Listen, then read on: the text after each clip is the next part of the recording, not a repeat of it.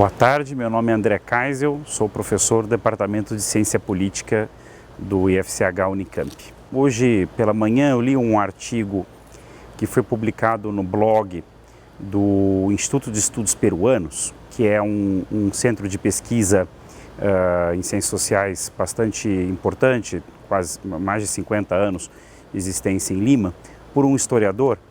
Esse texto é de 31 de outubro, mas ele parece profético, porque ele começa comparando, fazendo um paralelo entre a ascensão de Fujimori nos anos 90 e a ascensão de Castilho no ano passado, por meio da metáfora do salto no vazio, em que o eleitorado rejeitaria as elites políticas em seu conjunto, passa por uma análise do que foi a paralisia e a incapacidade de governar do governo Castilho e prognostica, no caso de ele ser destituído pelo Congresso, que já vinha tentando fazer isso desde antes dele tomar posse, na verdade, poderiam se repetir grandes manifestações populares como as que houveram em novembro de 2020, quando o então presidente Martim Vizcarra foi destituído pelo presidente do Congresso, Manuel Merino.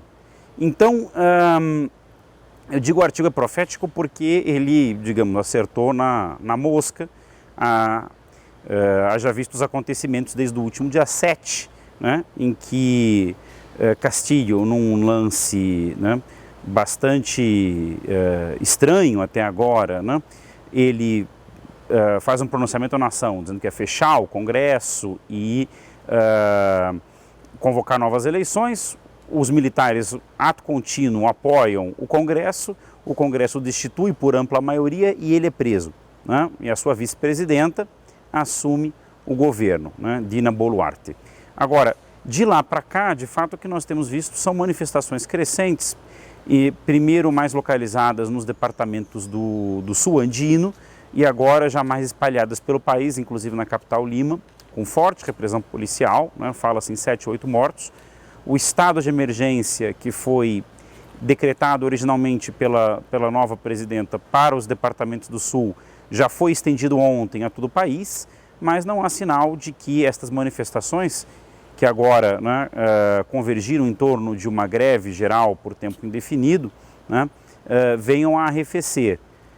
A presidenta se dispôs inicialmente a assumir o mandato integral de Castilho, queria ter 26, depois recuou falando em eleições em abril de 24 e agora já até concede a possibilidade de dezembro de 23. Então é um cenário bastante confuso, mas que no limite ele reflete uma conjuntura de pelo menos os últimos 6 anos, em que o Peru, como toda a imprensa internacional destacou, teve 6 presidentes em 6 anos, Pedro Pablo Kuczynski, Martim Vizcarra, Manuel Merino, Francisco Sagasti, Pedro Castilho e agora Dina Boluarte, e não sabemos quanto tempo ela vai durar, se dias, semanas ou meses, mas o fato é cada vez mais claro que o problema é a Constituição Fujimorista de 93 e o seu esdrúxulo semiparlamentarismo, semipresidencialismo, que torna o país virtualmente ingovernável. Nas disputas entre executivo e legislativo. Desde 2016, ninguém consegue ter maioria no legislativo e um legislativo peruano tem capacidades muito grandes, muito fortes para destituir o presidente. Ele precisa aprovar os gabinetes ministeriais, de maneira parecida com o que acontece em regimes parlamentaristas. O presidente pode, em tese, dissolver o Congresso se houver 2 recusas, mas o Congresso também pode destituí-lo por, aspas, incapacidade moral, que é uma acusação bastante vaga. E é o que tem acontecido nos últimos 6 anos, o país se tornou virtualmente ingovernável. Essa Constituição, para começo de conversa, tem um vício de origem.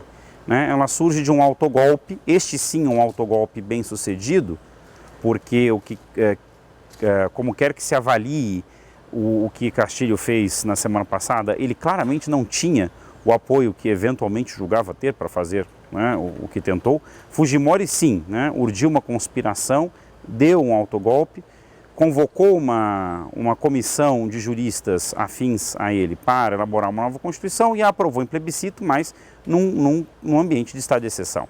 Portanto, ela é uma Constituição viciada na sua origem, uma Constituição autoritária. Só que tem esse perfil curioso de um semipresidencialismo, em que o presidente é chefe de governo de Estado, mas ele nomeia um conselho de ministros com um chefe do conselho de ministros, que seria algo entre um primeiro-ministro europeu e um ministro da Casa Civil no Brasil, mas que tem o título de primeiro-ministro, e tem que ser aprovado pelo parlamento, né, como eu havia mencionado. Fujimori não tinha muito com o que se preocupar a princípio, porque ele controlava o parlamento, ele havia praticamente desbaratado todo o sistema político partidário anterior e controlava também o judiciário. E assim as coisas ocorreram por quase uma década, até 2000, quando, num escândalo que envolvia inclusive subornos a parlamentares, né, os chamados Vladvídeos, né, por conta do nome do seu chefe de aparelho de segurança, Vladimir Montesinos, que também operava esse esquema de subornos, Fujimori acabou caindo, né, após as eleições que ele havia vencido novamente, mas claramente com fraude, né, isso em 2000. De lá para cá, né, o Peru tem tido governos que terminam quase todos impopulares, a situação nunca consegue fazer sucessor. Nós tivemos Alejandro Toledo, Alan Garcia, que se matou. Aliás, Alan Garcia se matou para não ser preso. Toledo está foragido. O Mala também acusado. Enfim. E depois do governo Mala, ninguém mais conseguiu ter nenhuma maioria para garantir um mínimo de governabilidade, sobretudo pelo impasse entre Fujimorismo, hoje herdada pela filha de Fujimori, Keiko, e antifujimorismo, que é um campo muito heterogêneo, que vai da centro-direita até a esquerda. Num sistema político partidário, é bom dizer, muito fluido, muito fragmentado. Então é a receita para um autêntico desastre. Se não se mexer nessa Constituição, dificilmente o Peru sairá dessa situação de crise em que se encontra. Essa questão da fratura entre Andes e litoral, em especial Andes versus Lima, ou como dizem os peruanos, costa e sierra, tem ainda uma terceira região que seria a Amazônia peruana, que eles chamam de selva, mas que acaba sendo menos povoada, e um pouco deslocada, mas essa polarização, talvez possa dizer, de Andes e Amazônia versus Lima e o litoral, ela é historicamente constitutiva do Peru. Ela segue em grande medida as linhas étnico-raciais, que se entrelaçam de maneira muito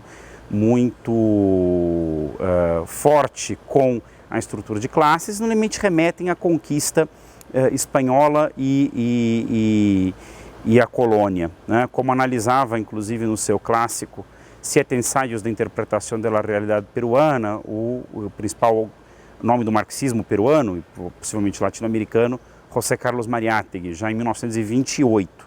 Claro que de lá para cá muita coisa mudou e a principal delas foi a grande migração de população andina para Lima entre os anos 50 e os anos 80, que fez com que a capital peruana tenha hoje, digamos, um terço da população do país. 10 milhões em mais ou menos 30 milhões, 30 e poucos milhões de habitantes. Acontece que a rigidez dessa polarização e a rigidez da estratificação social em linhas étnico-raciais se manteve no Peru, ainda que grande parte desse contingente tenha se urbanizado.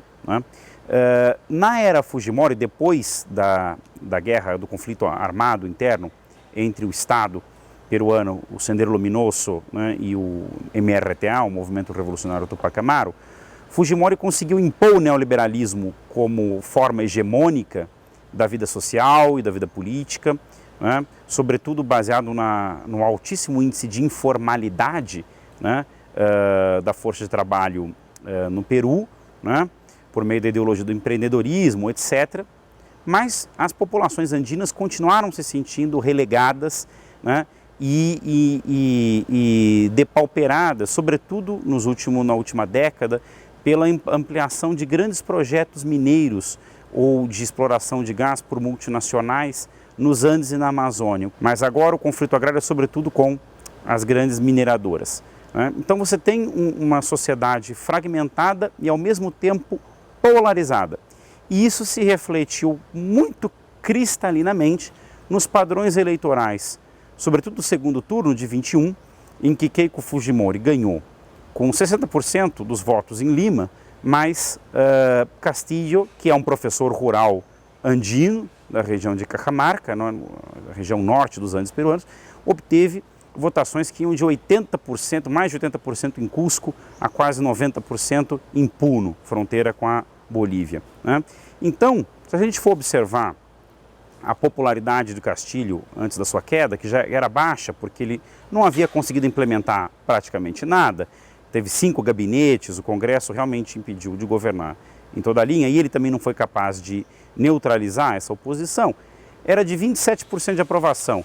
Esses 27% basicamente se concentram nas províncias andinas do sul, que são as mais mobilizadas hoje, né? Andahuaylas, Ayacucho, Cusco, Arequipa, Puno, Apurímac, entre outras, e é onde está havendo o massacre, né, a repressão mais dura e a morte dessas 7, 8 pessoas, incluindo aí 2 menores de idade. Então, quer dizer, esse abismo, esse fosso, né, Costa e Sierra, que Mariátegui analisou há quase um século, ainda que em novos termos, continua vigente no Peru. Me chamou muito a atenção o comunicado conjunto, o que não é muito comum, entre os governos do México, de Andrés Manuel López Obrador, de Gustavo Petro na Colômbia, de Luiz Arce na Bolívia e de Alberto Fernandes na Argentina, que saiu no começo da semana, basicamente reconhecendo ainda Castilho como presidente, né? E lamentando a situação e pedindo por uma solução democrática e pacífica, mas que passava por não reconhecer, pelo menos por hora, Dina Boluarte como presidenta, né? É interessante que Lula, por exemplo, como presidente eleito, tomou uma posição diferente e, em princípio, a reconheceu, ainda que lamentando o desenlace da deposição de Castilho, né? Mostra aí um matiz de posicionamento, no caso um pouco mais incisivo dos outros governos e mais cauteloso por parte do governo eleito no Brasil, até por ainda não ser governo, né? Os Estados Unidos, obviamente, reconheceram de imediato, né, o novo governo da Dina Boluarte, que agora está tentando se entender com a oposição de direita no Congresso, né? E claramente se vê que, digamos, o que está acontecendo no Peru impacta as relações regionais e, por outro lado, essas relações regionais podem ter um impacto dentro do Peru. Lembrando, por exemplo, que, por um lado, a elite limenha, né, branca, é muito vinculada tanto à tradição ibérica como aos Estados Unidos, né, e às direitas regionais, mas, por outro lado, essa população mobilizada, sobretudo no sul andino, né, inclusive fronteira com a Bolívia, se identifica, em alguns casos, em alto grau com Evo Morales, com o MAS, com essa experiência, né? Então, do país vizinho, né? Então, acho que isso revela como essas tensões regionais perpassam o ambiente nacional e vice-versa. O Peru vive realmente um impasse profundo, porque, como você bem disse, as elites peruanas, elas não querem mudar a Constituição, por mais disfuncional que ela seja, porque basicamente é a Constituição que, digamos, consolidou o modelo econômico neoliberal, na era Fujimori, e do qual essas elites se beneficiam como sócias parasitárias da exportação de minérios, ou da exportação desse modelo primário exportador, sobretudo mineral, né? E é uma elite também profundamente racista e avessa a tudo que lembre os Andes e a população andina, né?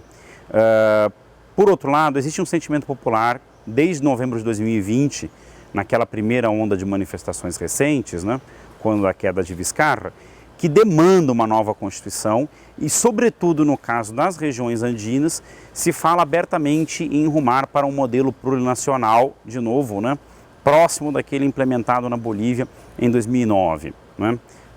Então, é um impasse em que um lado que controla as instituições de Estado não quer nem ouvir falar disso, tanto que Pedro Castilho havia prometido algo assim durante a eleição e não pôde entregar. O Congresso, inclusive, tem aprovado legislação restringindo a possibilidade de referendos, tentando tornar a qualquer modificação constitucional atribuição exclusivamente sua, mas isso só exacerba um sentimento popular contrário a esse Congresso, que, aliás, tem aprovação muito inferior à do próprio governo Castilho, né?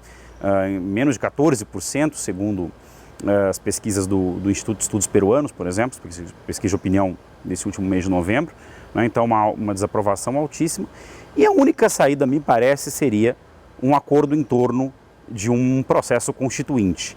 Mas esse acordo é pouco provável nas condições de hoje, o que faz pensar que saídas autoritárias de diferentes tipos podem ser possíveis. Então, numa eventual eleição, seja no que vem ou em 2024, quando ocorra, você pode ter o Fujimorismo mais uma vez com força, com Keiko Fujimori, que é um movimento autoritário de extrema-direita. Tem uma outra alternativa na extrema-direita, que é o recém-eleito prefeito de Lima, Rafael López Aliaga, que é um empresário muito próximo do Opus Dei e em parte inspirado no Bolsonaro. E tem uma outra saída autoritária, mas pelo flanco oposto, que é o movimento etnocacerista, que é um movimento que combina um nacionalismo indigenista com um nacionalismo militarista, tem forte apelo nas regiões andinas e em associações de veteranos do Exército, cujo principal representante é Antauro Humala, irmão do ex-presidente Ollanta Humala, e que também seria, ainda que uma alternativa, digamos, anti-limenha, e anti-neoliberal, uma alternativa que para alguns também é uma alternativa de extrema-direita.